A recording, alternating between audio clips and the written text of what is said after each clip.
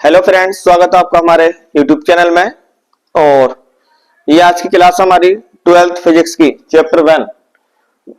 Chapter का नाम हमारा वैद्युत आवेश तथा क्षेत्र, electric field and charge, electric charge and field. ठीक है, यहाँ पर इस वीडियो में हम बात करेंगे जितने भी इस चैप्टर में इंपोर्टेंट फॉर्मूले हैं उनके बारे में, और कौन कौन से क्वेश्चन इंपोर्टेंट है बोर्ड एग्जाम के लिए जो एग्जाम में आ सकते हैं। तो ध्यान से वीडियो देखनी है आपको। ये तो पहला जो इसमें फॉर्मूला बनता है या पहला टॉपिक जो है हमारा वो कूलाम बल का फॉर्मूला क्या है, क्या नियम दिया था, उसके बारे में बाद में देखना। पहले हम इस चैप्टर के जितने फॉर्मूले हैं वो सब समझाएंगे आपको। तो पहला जो फॉर्मूला है वो है कूलाम बल। कूलाम बल क्या होता है? अभी दो बिंदु आवेशों के बीच लगने वाला बल होता है। कूलाम बल को हम लिखते हैं किससे? एफ इक्वल्स होता है 1/4 एप्सिलॉन नॉट। ये क्या है? Epsilon not. इसे बोलते हैं निर्वात की वैद्युतशीलता। एप्सिलॉन नॉट क्या होता है? निर्वात की वैद्युतशीलता इंटू Q1 Q2 अपॉन में R स्क्वायर। तो पहला फॉर्मूला हमारा है कूलाम बल का, जो मैंने लिखा F equals 1/4 epsilon not into Q1 Q2 upon में R स्क्वायर। पूरा इसका एक नियम है। फिलहाल हम इस वीडियो में ओनली फॉर्मूले देख रहे हैं। जो चीज आपको पता चल जाएंगी तो आसानी रहेगी। फिर Q1 Q2 क्या है? हमारे दो आवेश हैं, R उनके बीच की दूरी होती है, और ये जो वैल्यू दे रखी है ये वाली, ये एक नियतांक होता है। क्या होता है? ये कांस्टेंट वैल्यू है। और जहां जो ये एप्सिलॉन नॉट है इसकी अपनी एक वैल्यू होती है, वो तुम्हें याद रखनी है 8.85 और 10 की पावर -12। इसे हम क्या बोलते हैं? निर्वात की वैद्युतशीलता एप्सिलॉन नॉट कहते हैं। और एप्सिलॉन नॉट क्या होता है? निर्वात की वैद्युतशीलता।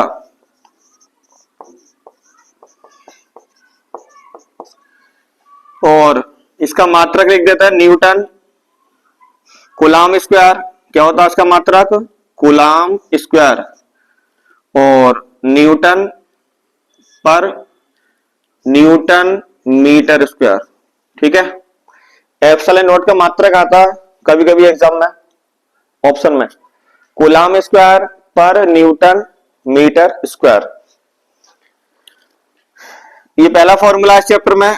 सेकंड फॉर्मूले की बात करें हम, वैद्युत क्षेत्र की तीव्रता। वैद्युत क्षेत्र की तीव्रता वैद्युत क्षेत्र की तीव्रता को किससे लिखते हैं? अभी ई से। किससे लिखते हैं? और अगर हम सदिश रूप में लिखें ऐसे वेक्टर रूप में, तो वेक्टर लगा देते हैं क्योंकि सदिश राशि होती है। E इक्वल्स होता है F अपॉन में Q नोट ले लेते हैं। परीक्षण आवेश टेस्ट चार्ज नोट लगा दिया है। वेक्टर रूप में लिखा हमने ये क्योंकि E और F सदिश राशि होती है और आवेश हमारी कैसी राशि है? अदिश राशि। वैद्युत क्षेत्र की तीव्रता का एक फॉर्मूला और है दूरी के रूप में, और दूरी दे रखी होगी तो E इक्वल्स बिना वेक्टर के लिखना है अभी 1/4 epsilon not into Q upon R square. Question में अगर आवेश दे रखा है और दूरी दे रखी है तब वैद्युत क्षेत्र की तीव्रता का ये वाला फॉर्मूला यूज करना। और इसकी बात करूं मैं वैल्यू की 1/4 एप्सिलॉन नॉट की, ये आपको याद करना। अभी इसकी वैल्यू थी 9 × 10 की पावर 9। ठीक है, 1/4 एप्सिलॉन नॉट की वैल्यू लगानी होती है हमें 9 × 10 टू दी पावर 9। और एप्सिलॉन नॉट की वैल्यू कितनी होती है? 8.85 × 10 की पावर -12 कूलाम स्क्वायर पर न्यूटन मीटर स्क्वायर। तो वैद्युत क्षेत्र की तीव्रता के हमारे ये दो फॉर्मूले हो चुके हैं।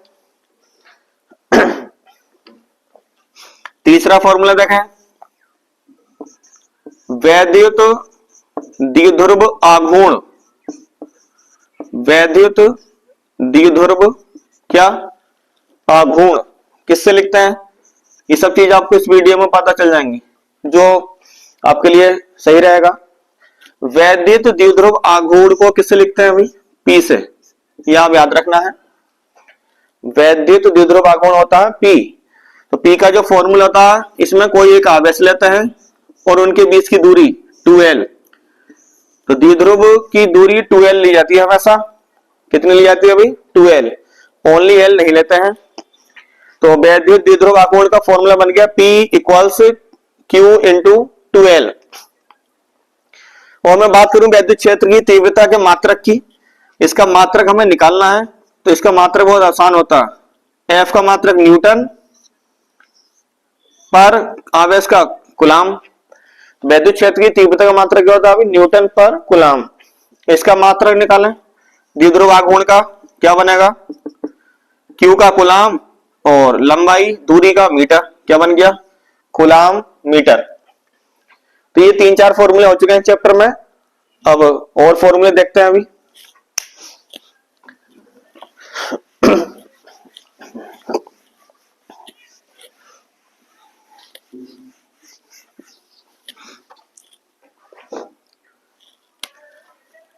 चौथा टॉपिक देखा हमारा वैद्युत बल युग्म का आघूर्ण। क्या? बल युग्म का आघूर्ण किससे लिखते हैं? पहले ये पता होना चाहिए। द्विध्रुव आघूर्ण को P से लिखा जाता है और बल युग्म के आघूर्ण को टो से लिखते हैं। किससे लिखे हैं भाई? टो। टो ऐसे बनाया जाता है, ये जे का उल्टा होता है, ये समझो। जैसे जे बना रहा है ना, उसको उल्टा कर देता है, तो ये बन जाता है टो। टो इक्वल्स होता है PE sine theta. PE sine theta, P आपको पता ही है। पी क्या है? द्विध्रुव आघूर्ण, ये वैद्युत क्षेत्र की तीव्रता है, थीटा कोण है यहां पर। बल युग्म का आघूर्ण हो गया। इसका मात्रक निकालें।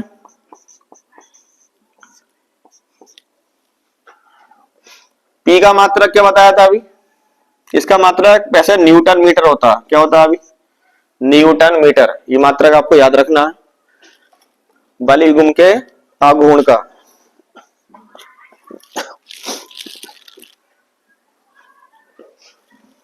और 5वां फॉर्मूला देखें जो बहुत इंपॉर्टेंट है, वैद्युत फ्लक्स। वैद्युत फ्लक्स फाई ई से लिखते हैं। किससे लिखें अभी? फाई ई इक्वल्स होता है vector E into vector A, या इसका डॉट गुणन करेंगे हम तो कोस थीटा आ जाएगा। ई ए कोस थीटा, ई ए कोस थीटा। तो वैद्युत फ्लक्स का फॉर्मूला ये फाई ई। और किसी भी मतलब सूक्ष्म अवयव का निकालें, सूक्ष्म अवयव के लिए डी लगा देते हैं, D phi E vector E dot vector T. इसका मात्रक की बात करें, जो बहुत इंपॉर्टेंट मात्रक होता है इसका वैद्युत फ्लक्स का, ई का वही बताया था न्यूटन पर मीटर। तो क्षेत्रफल का मात्रक होता है मीटर स्क्वायर। कैंसिल हो गया, न्यूटन पर कूलाम, सॉरी क्या होता है? न्यूटन पर कूलाम। तो न्यूटन मीटर पर कूलाम बन गया। और इसका और भी अन्य मात्रक होते हैं वैद्युत फ्लक्स के। जैसे हम बात करें इसके दूसरे मात्रक की, वोल्ट पर मीटर इंटू मीटर स्क्वायर। तो एक मात्रक ये बन गया वोल्ट मीटर। तो वैद्युत फ्लक्स के ऐसे बहुत सारे मात्रक हैं, 2-3 अलग अलग। ठीक है। और इस चैप्टर में और फॉर्मूले देखते हैं अक्षीय निरक्षीय वाले।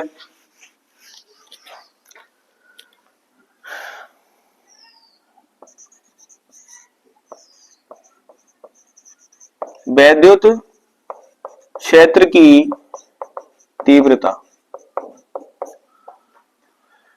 अक्षीय स्थिति में पूछे तो किसमें? अक्षीय स्थिति में वैद्युत क्षेत्र की तीव्रता। तो क्या होगा अभी,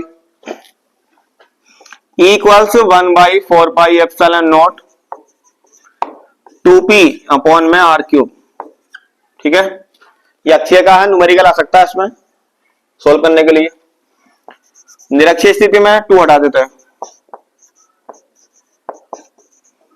निरक्षीय में E इक्वल्स होगा 1/4πε0 p अपॉन में r³।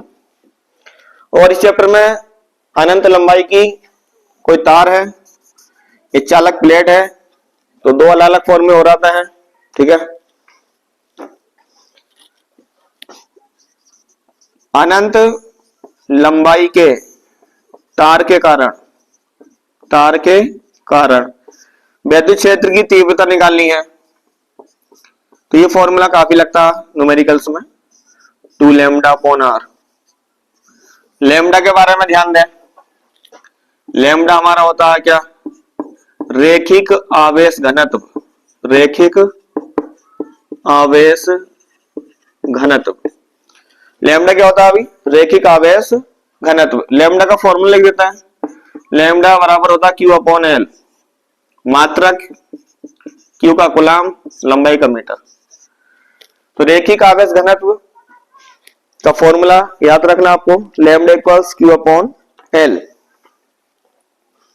अक्षीय स्थिति का, निरक्षीय का, अनंत लंबाई के तार के कारण 1/4πε0 इंटू 2 लैम्डा अपॉन r। और इस चैप्टर में एक इंपॉर्टेंट फॉर्मूला है गाउस की प्रमेय का। किसका भाई, गाउस की प्रमेय। ये काफी इंपॉर्टेंट है। गाउस की प्रमेय में वैद्युत फ्लक्स का फॉर्मूला बनता है फाई E इक्वल्स आवेश अपॉन में निर्वात की वैद्युतशीलता, एप्सिलॉन का Q गुना होता है, ये प्रमेय होती है। तो ये फॉर्मूला न्यूमेरिकल्स में यूज करा जाता है काफी बार, phi E equals Q upon में एप्सिलॉन नॉट। इस चैप्टर में और भी कुछ फॉर्मूला है तो न्यूमेरिकल्स में यूज होंगे। और अभी हमारी नेक्स्ट वीडियो आएंगी जो इंपॉर्टेंट न्यूमेरिकल्स कराए जाएंगे एनसीईआरटी के, और कुछ बोर्ड एग्जाम के लिए जो इंपॉर्टेंट है वो न्यूमेरिकल्स। Thank you.